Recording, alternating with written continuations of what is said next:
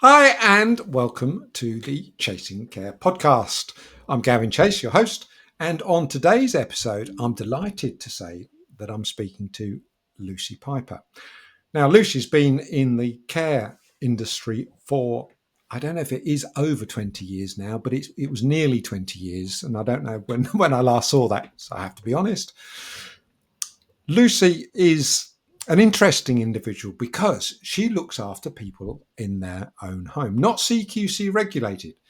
And that's something I'd like to pick up on as well, because in this day and age, we are confused as the public by all the different types of services that are available. You've got the regulated CQC provider, you've got introduction agencies, we've got Lucy, and I don't know how she would categorize herself, but also something else that she's picked up on is busy women that have not only, well, maybe we can call it the sandwich generation. For often we find they're looking after their children, doing a day job and looking after mum and dad too. So it's going to be an interesting conversation. Hopefully you'll get some benefit out of whatever we're talking about today. Never too sure what we are going to be speaking about, but Lucy, welcome, and tell the audience a little bit more about who you are and what you do. Of course. Thank you so much for having me. It's a pleasure to be here.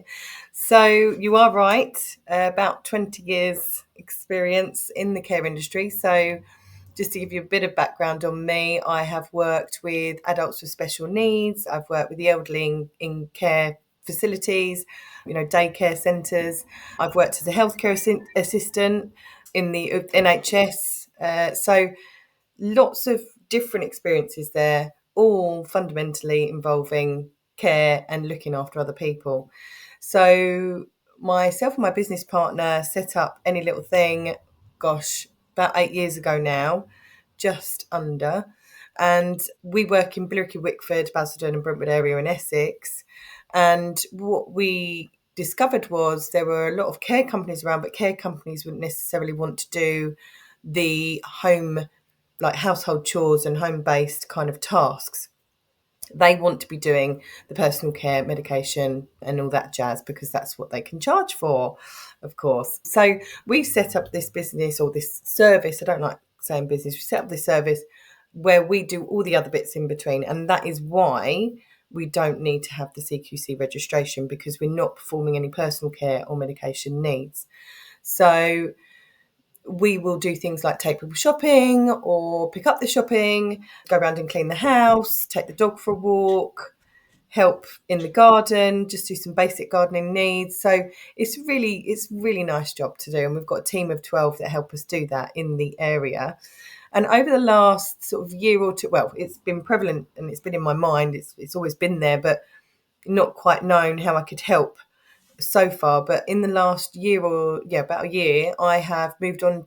I was obviously still very much involved in Any Little Thing, but the idea came about of helping the busy women in business or in high-end jobs that, like you said, may well have their own families to look after as well. They haven't got the time spare, to research, investigate, or look for the best possible pathway for their elderly loved ones, and quite often probably settle for what they've been told, when in actual fact there's more to it and there's more available to them. Sometimes we're really good at advising people and helping people in the healthcare sector, and then sometimes it's really, really bad. So I'm that trustworthy person that you can go to learn what's right and what's wrong, really. So that's me in a nutshell. Okay, we've got two things to talk about today, clearly. Yeah. One of them is, and how would you describe Any Little Thing? So we're a home help service. So our ladies are home helpers and gentlemen. We've got gentlemen on the team as well. Okay. Now, and just to make this distinction again, just so people understand are listening today, there is a clear difference between a home help company, a companionship company that's not delivering care. Compare that to a CQC regulated business. So I'm interested in two things. Yep. Two questions jump into my head. Why do you think people need your general service Hmm. as opposed to thinking about having a regulated care service? Just to explain the Yeah. detail between the two, because it's really important that people understand this. Yeah. So obviously, everyone's individual needs do differ quite dramatically sometimes. So we work very well actually alongside care companies because, like I briefly said before, I think to you, care companies don't want to do what we do. They can do, but they don't really want to do. So the difference is our sort of tagline, so to speak, is to empower and enable people to live independently in their own homes. So most of our clients will be people that are still quite able-bodied, maybe quite a few underlying health conditions, but and they deteriorate perhaps whilst they're with us. But if they are kind of lacking in health somewhat, then they've often got carers working alongside us as well. And then what happens is they have like an all round package. So we will help with household chores to help them preserve their energy. We'll help them prep food so that they're getting the right nutrients or, the meal that they want rather than the meal that the carers have said they can just put in the microwave. We might be encouraging exercise and socialisation. The carers are a need. So we're a want, the carers are in need. So it might be that that person isn't very good at getting dressed and ready in the morning. It's become unsafe for them to do so. We're not allowed to help them do that, but the care company can. So they may well go in first thing in the morning and then we might pop in sort of maybe midday or so. We do run very well alongside care companies, but that's the biggest kind of difference between us. We're a want and the care company are a need.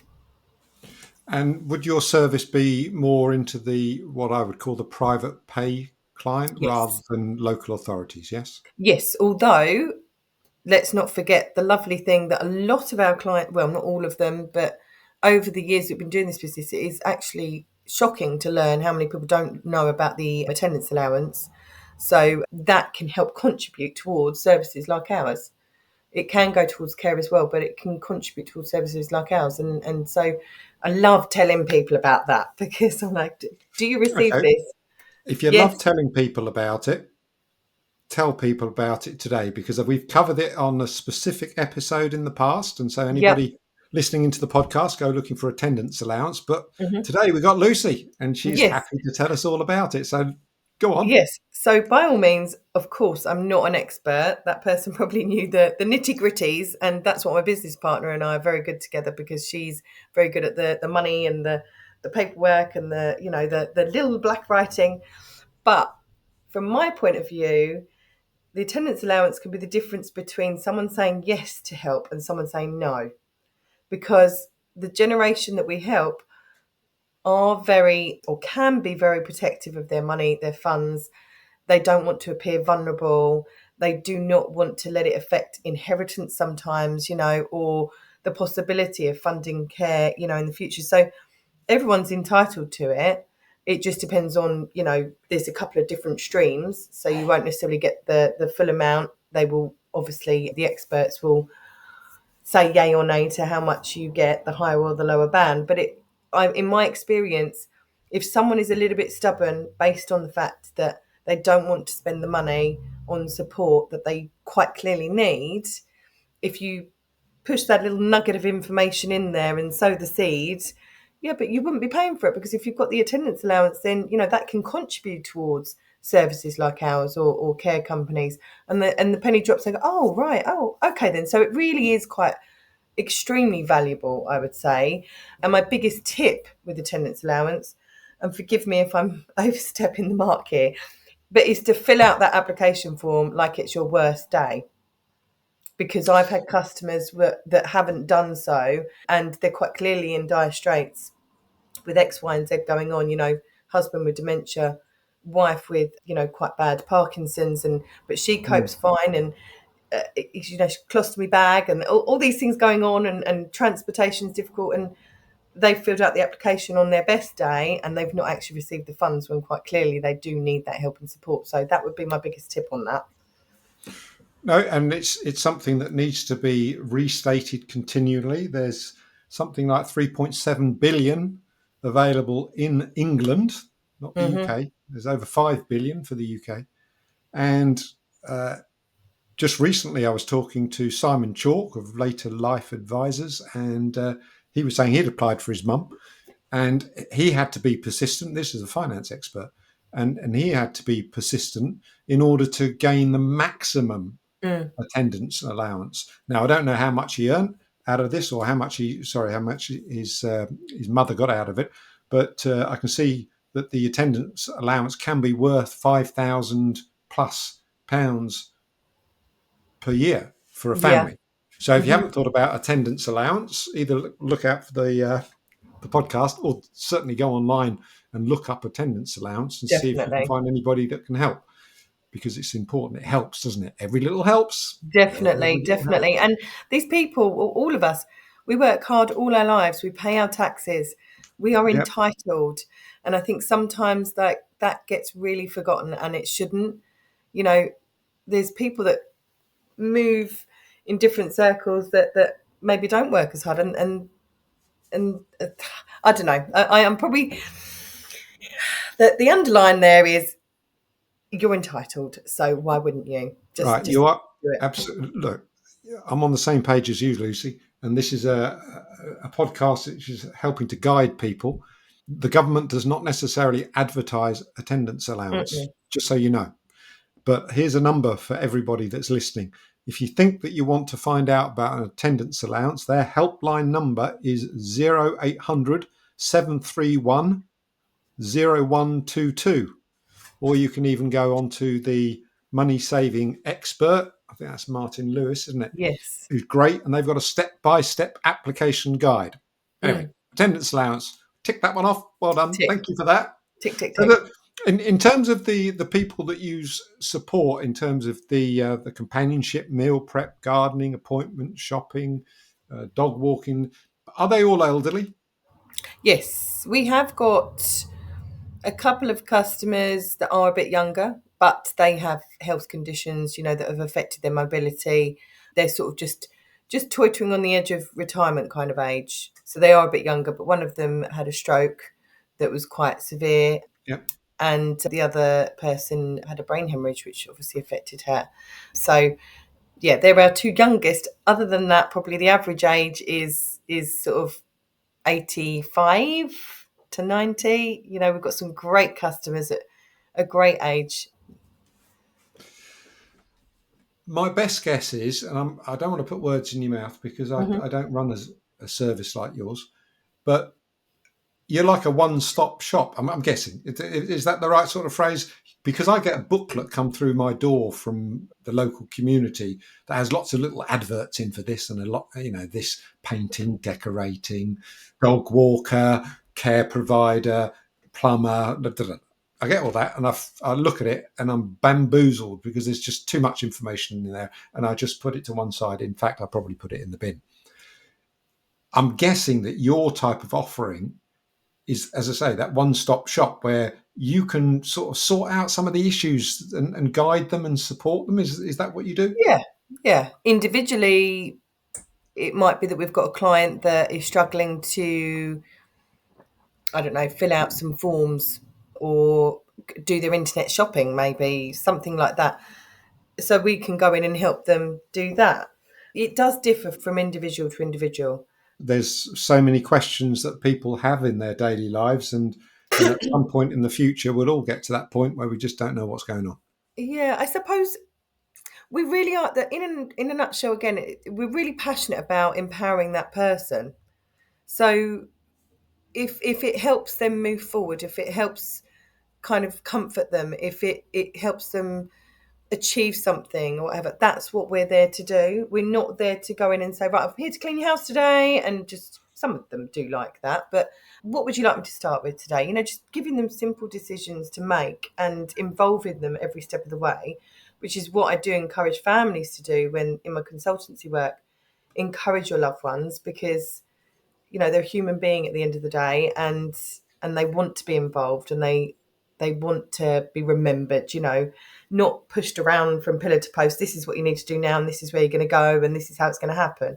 So yeah, we're quite strict on that, and our staff are very good at that as well. They sort of will empower the elderly person Yeah. to make those decisions themselves. We often hear, don't we, that domiciliary care providers, certainly in the public sector, there's a needs assessment that's agreed Yep. by all parties, and the dom care company are there to do a task. And sometimes Mhm. it's like drop in for half an hour in the morning, drop Yeah. in for lunch, and drop in for an evening meal just to make sure Yeah. somebody's in bed. Not really a service, is it? No. It's just making sure. I don't know what it is. I find it difficult to describe what that is, but that's not what Yeah. you're doing for people, is it? No, not at all. It's actually one of Lisa and I, that's my business partner's biggest bugbears, because care companies in our area are about £35 an hour, double bubble on bank holidays. Some people might need two carers because they're being hoisted or whatever, and they quite often go round in twos actually anyway to help with things. There might be a requirement in the Yes, exactly, and there needs assessment for them to probably have is. double-handed care. Yes. Although again, I think that does differ from case to case, and I think it's more protection rather than a necessity for hoisting, for example. Yeah, yeah. All of these companies are CQC registered to protect the people involved for medication needs, personal care, abuse, and that is fantastic that we have that there. But why then are they allowed to just swing in and swing out for a very small amount of time, get the job done out and out? We're dealing with human beings. And so I do struggle to understand why that is not regulated. We go in, we're there for as long as the customer wants us to be there, or client. What do you want us to do today? We give them a bit of control. We treat them like human beings, and that's what we should be doing when that's what care companies should be doing as well. I'm going to have to jump in here because Obviously, not all of them. no, Just, no, I was just but going to linking with jump in what and you said, say that if it's a local authority that's delivering the care through a yes, private care company, yes, then sadly there are often time pressures on that they're only allowed to do half an hour or an hour because that's yes, all the all they local get paid for. authority will pay for. Hmm. When you move into the private pay sector, of course, that it can be totally different, that they Yes. could be spending a minimum of an hour with a family, which I agree with you will make a significant difference. Hmm. The issue, unfortunately, is the funding of the care sector in the Definitely, public definitely. sector. So it It, is frustrating when you want to make sure the family member, and I know a lot of care companies and a lot of managers and owners of care companies through my role at the podcast here, hmm. who are very frustrated that they're not able to deliver a high quality service. They Hmm. just are delivering a functional solution to Yes, yes. something that is required, and that isn't care. But No, sadly, and the government isn't funding it.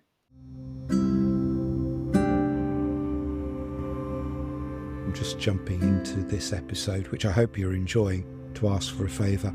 It's really important to us to get likes, shares, following, and comments about the Chasing Care podcast in order to build the audience. So if you know anybody that's in the care sector or thinking about care for a family member, maybe you could like, recommend, and share. Let's get back to the episode. no, and that needs to change. So yes, so forgive me, that was not a dig at care companies. That is a dig at the system and the way that it's been, put out there at the moment. And that's an Yeah. issue that needs to be addressed and it needs to be looked at, because not only does it put the care companies and the carers under stress, in my eyes, in some instances, it's not, abuse is a strong word, but it's not giving that person the right due care and attention that they deserve and they need, and that is an issue. So, yeah, it's one of those things that I would actually, I'd love to. I don't know much about politics. I try not to watch the news because I find it a bit depressing. But that's one thing that I'd be quite happy to address in Parliament or wherever I could. Well, Really, I think sadly, it's a thing. the government are not listening, and I don't want to make this a political podcast. There was a vote in the Commons which was trying to exclude the care sector from the national insurance hike. Yes, that's. Sadly, although the House of Lords said we should be excluded, the House of Commons voted against. So that Mm, means to say that there will be something like a 10% increase levied across the board for all care providers. And it's not the benefit for the staff, the national insurance contribution. That's the minimum wage, which is again going up by about £1. So Yeah.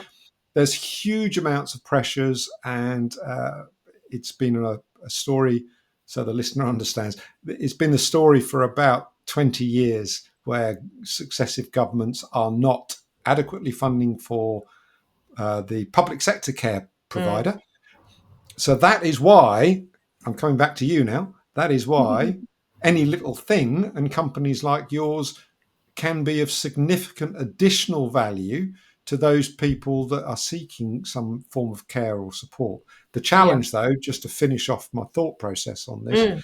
is that people that are using local authority for care Hmm. are often unable to find any extra money to pay for things like companionship and meal preparation and shopping and all these sort of things. Yeah, so that's where the attendance allowance for a lot of our customers comes in, because just that little bit of time each week, even if it's an hour or two, it really does make a difference to that person. Um, we wish that we could do it for free, but unfortunately, the cost of running a small business now is, thanks to the government, quite tricky. Good, because we've brought it all the way back to that attendance allowance. Yes, So yes, it's so important that if you want these little treats to yourself, because it doesn't affect your care, it doesn't no, affect your not at right all. entitlement to get care from your local authority or Totally pay for it separate. privately. It's totally separate. You're entitled, in Lucy's Take a words. bus, it's still there. Mm, still there for a bit Um, longer. yes. For how long we do not know. Mm, Okay, let's flip the switch then and talk about busy women. You yeah. mentioned at the beginning that you identified a niche, a little hole in the Mhm. market around the Essex area. Tell Yep. us what that was all about. Remind the listener. So I love personal growth. I love learning new things. I wasn't a big fan of school when I was younger. Don't tell my son that. But now I'm older, I enjoy reading. I enjoy learning how to, you know, better myself and be able to help more people. So I was on a business retreat with some friends, well, fellow women in business last year, and two out of the five people there were saying that they would love to have like a package, help and advice package, so that they had assistance on the research side of things. They didn't need to go out and search for it, so which meant that they didn't lose time on their business. It's mainly for women in business just because of that, how it was born. But actually, generations are living longer, aren't they? We're living older, and it also suits an older mum that has maybe perhaps in her, this will be me, like in 40s, 50s, that has younger children, um, looking after This will elderly be parents. me. Don't tell me, mum, that I said that, but in 10 years, that will be me.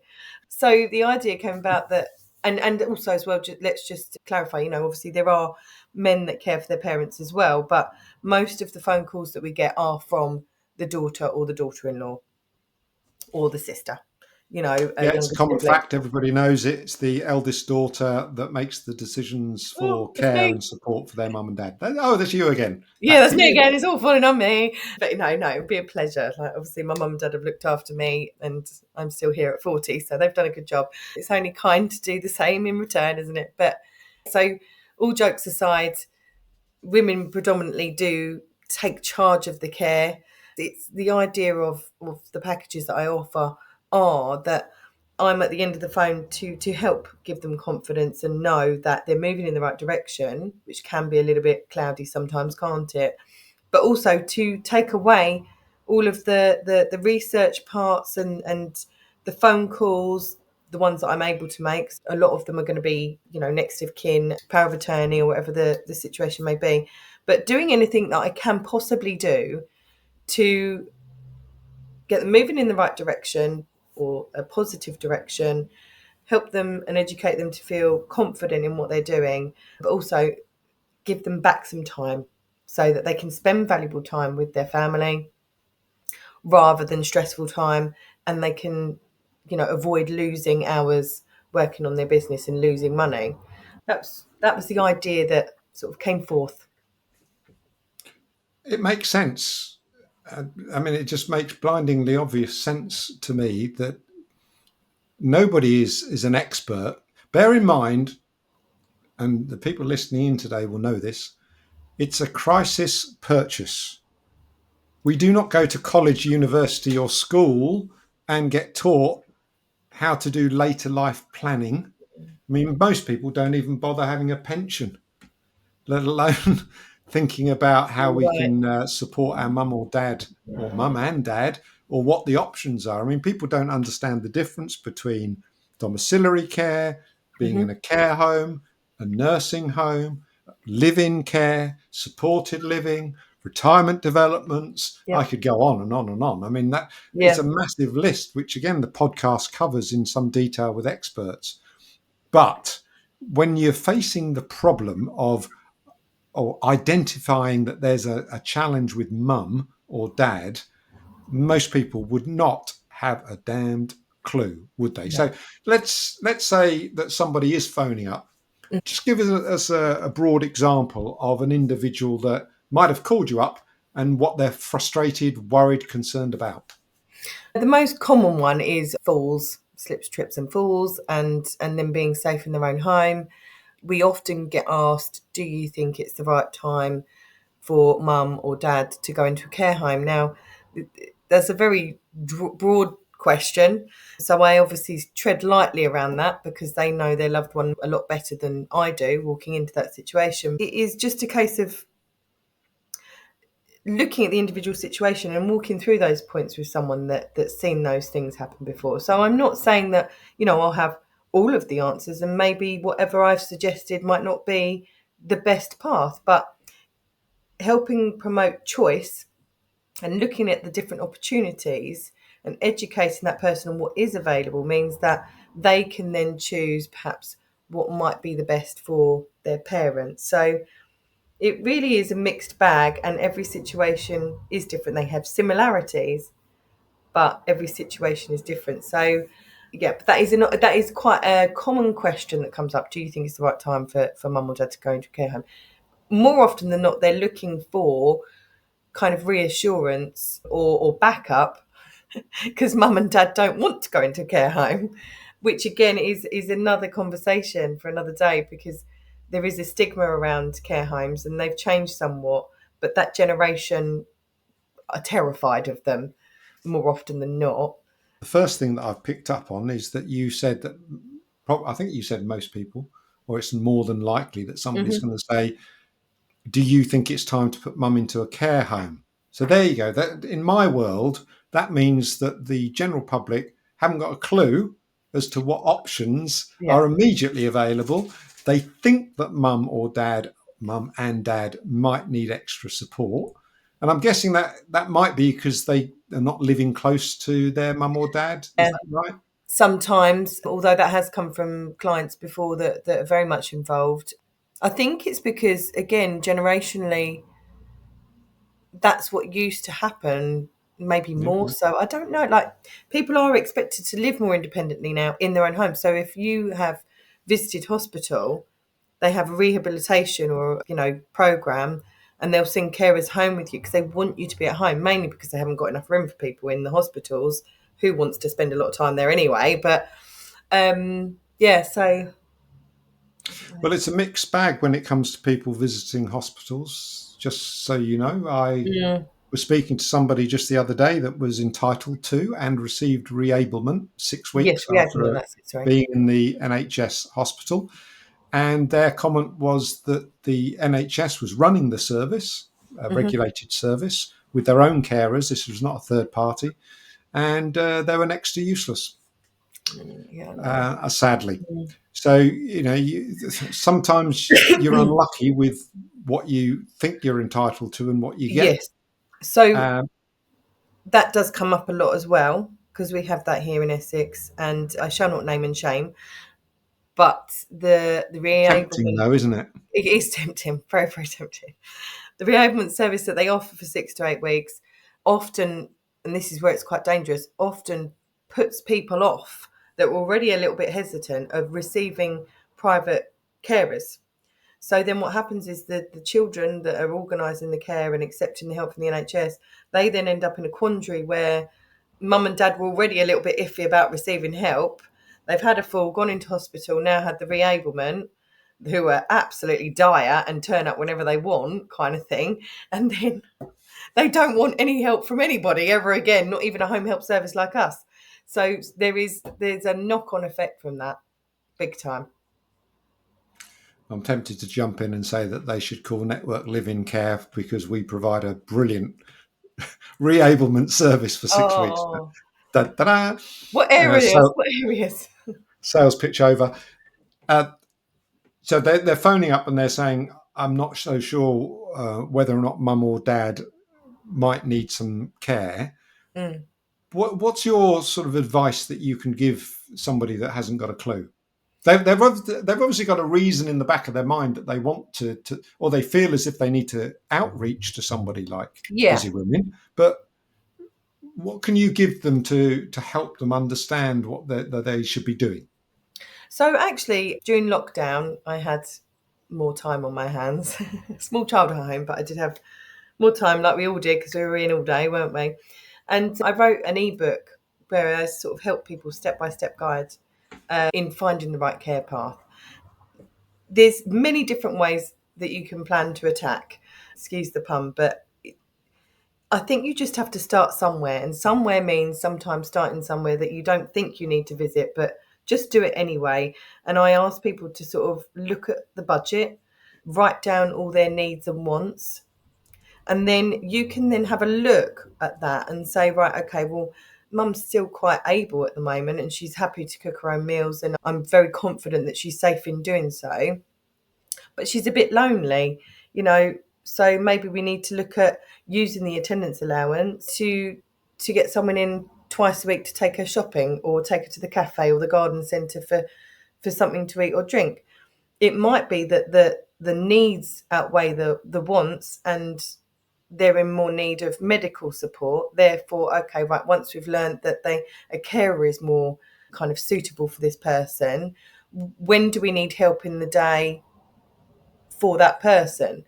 So I just think it's about, like anything, setting up a plan, a strategy to move forward. And but even with that, sometimes people don't have confidence in themselves, and that's where I find like my consultancy work is quite, powerful, because I am empowering them to, move forward and have confidence that what they're doing is for the good of their family.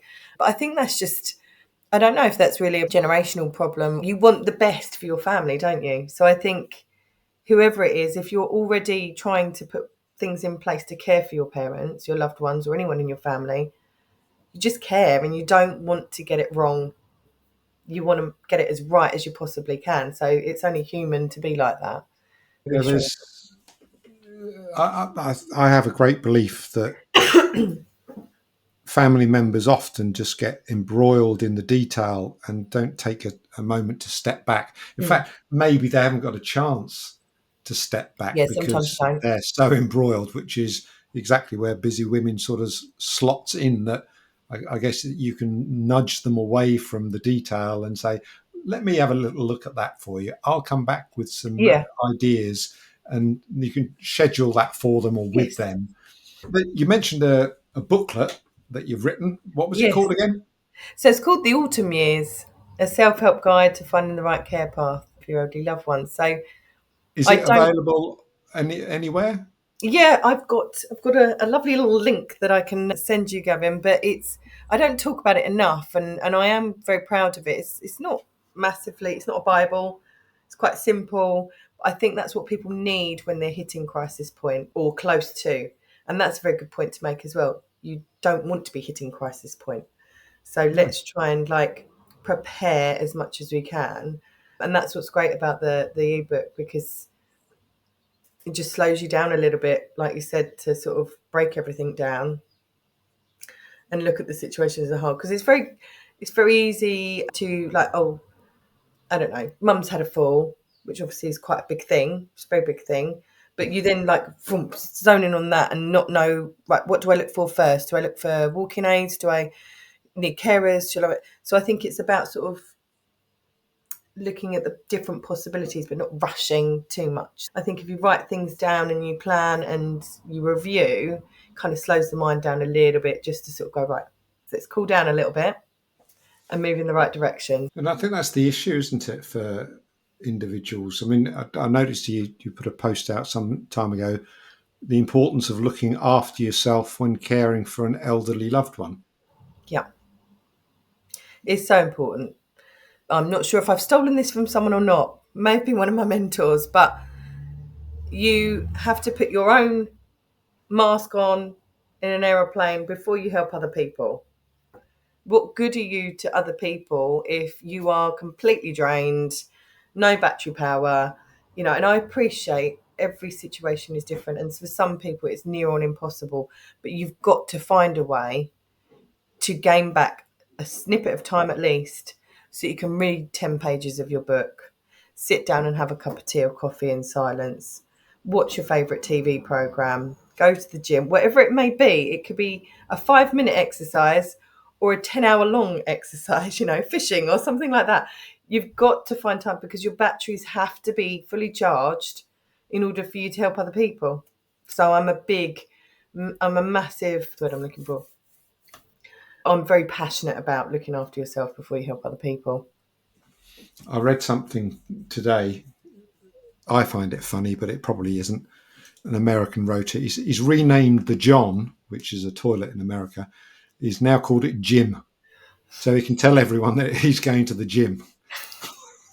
That's brilliant. That's absolutely brilliant. I might get one of those myself. Yeah, yeah. Exchange the John for Go to Jim. the gym twice a day. Yeah, at least. Yeah, exactly. No, that's As long funny. as I they like don't ask what do you do when you get there, Yeah, no, that's a tricky one. it could be quite tricky. It's quite personal. Oh, dear. Um, so, if you were trying to guide and advise anybody today that might be looking at their mum or dad and saying, you know what, they're okay, but there's just a little. I mean, what? Here's the thing. What sort of signals are typical? You mentioned the fall. I mean, that's the easy one because they've fallen Yeah. over. Well, But what other signals might there be that people need to be aware of? Do you think? I think any sort of increased health visits, if there might be something sort of happening in the background that even they're not aware of, for instance, a heart issue or a joint issue, something like that. Like, I think if the healthcare professionals, like the doctors and the experts there, are growing more increasingly concerned about an individual situation, then that might be the time to start prepping. Or if someone actually simply, let's take it back to us all being human beings and communicating. If they say, look, God, I really wish that I could, go to the clubhouse. I used to do that a lot when your mother was around, and I don't go down there anymore. Like, that's them almost sort of saying to you and crying out for help and taking control of themselves. Like, I really am a bit lonely, and I'd like to get back to doing that again. Great. Like, really find a way of helping them to still go to the clubhouse or whatever it may be. So I think my biggest piece of advice would be is just to sort of tune in, communicate, always involve your loved ones, whether they've got Alzheimer's and dementia or not. They're human beings, which I keep saying, don't I? So let's treat them with respect and involve them so that they don't feel worthless. Because I think that can cause deterioration in itself. Sometimes people are a bit sneaky and hide their forgetfulness and their confusion. They might hide the fact that they've fallen over. I'm not saying that you should install cameras around the house. I have known of people that have done that, but you could perhaps get call alarms or sensor mats, things that tell you when that person's leaving the house if them wandering is a problem. So I really do think it's a case of just being in tune. And I know that sounds a bit lame, but we get very, very busy in our hectic lives. Slow it down a little bit and just have a little review every month or every however often you see fit. Because the main things are, aren't they? Mobility, diet, and mental state. So maybe perhaps just checking on those three things as often as you see fit. And if you see any declines or changes, then let's start preparing for the further deterioration so that you're not getting to that crisis point. Getting in early. Getting in early. Getting in early. And something that jumped into my mind, would you agree that something like the companionship that you're offering Hmm. through any little thing might actually help the family over time introduce the regulated care provider into Yes. the family, because mum and dad, mum or dad will be used to having somebody around. Yep, most definitely. I say that a lot to some of our clients and families that bring up, and they say, mum's not really too keen on the idea, but, or dad's not keen on the idea, or mum and dad aren't. When you've got two of them that are against it, it's a little bit more challenging. But I just say to them, let's come in. They'll soon see that when we're coming into you, that it's okay to accept help. And then later on down the line, if they've been reluctant to receive help when we've gone in, so actually we help out the care companies, I think, a little bit. When it comes a necessity for them to have carers go in, they've got used to someone coming in their house Mm, and they've mm, got used to the idea of receiving help, and they're more open to it at a time where it's paramount. Otherwise, they're going to injure themselves more frequently or become very ill because they're not taking the medication, whatever it may be. I definitely think, yeah, it kind of eases them into that idea. And do you find that sometimes you need to just have that chat with eldest daughter to say, look, we're noticing, Yes, we've done that yeah, too. Yeah, so mm, if it's not about the money for me at all. I'm never going to be a millionaire. Don't care about that. I want to help change as many people's lives as I possibly can for the better. But, and this is the same as me, but if someone's health deteriorates and we feel that we're no longer the service for them, then we will be saying to them, you need to look at care companies that do similar things to us, because some of them do in the area. A lot of them do now.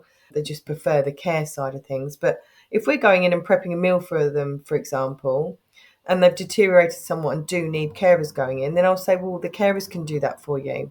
So don't hang on to us if it's detrimental to your family's health.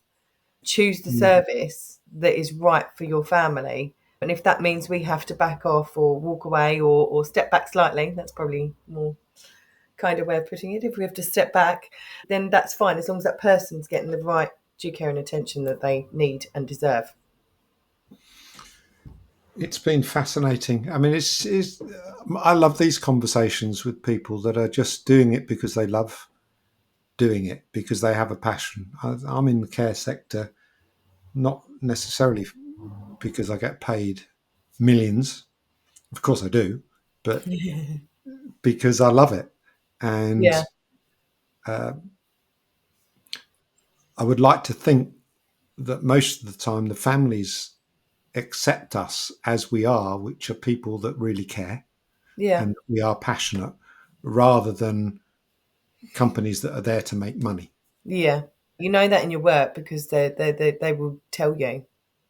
We often get invited to funerals when people pass. Yeah. We've had some cracking reviews over the years. Like, you will know that you are that person and you are that team because the rewards come back in tenfold from those people. I'm going to put you on the spot. Uh-oh. Uh-oh.